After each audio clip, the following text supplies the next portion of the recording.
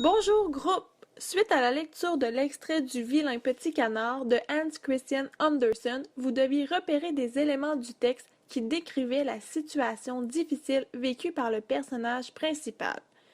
Maintenant, nous allons mettre en commun vos réponses.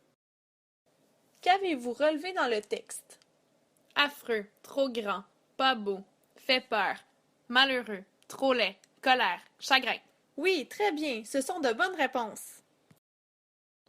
Selon vous, s'agit-il d'un portrait positif ou négatif du vilain petit canard? Pourquoi? Exactement. Les autres personnages perçoivent négativement les caractéristiques physiques du vilain petit canard. Grâce à ces éléments, nous allons maintenant tenter de définir deux concepts, soit le préjugé et le stéréotype.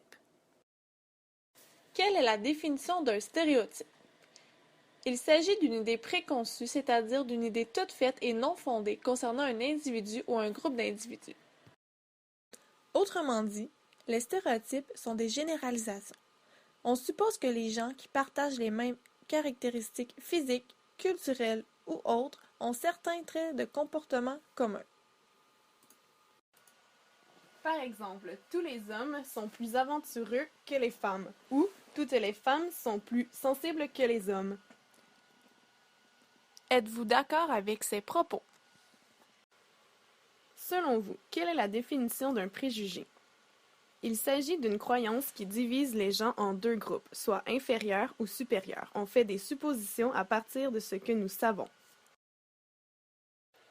Saviez-vous qu'il existe différentes catégories concernant les préjugés? Par exemple, raciste, les blancs sont supérieurs aux noirs, ou sexiste, les hommes sont supérieurs aux femmes. Êtes-vous d'accord avec ces propos? Enfin, selon vous, le vilain petit canard est-il victime d'un stéréotype et ou d'un préjugé? Pourquoi? Effectivement, il existe des conséquences liées aux deux concepts.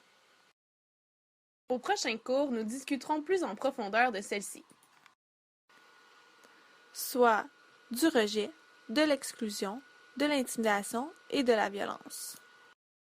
Created using Powtoon.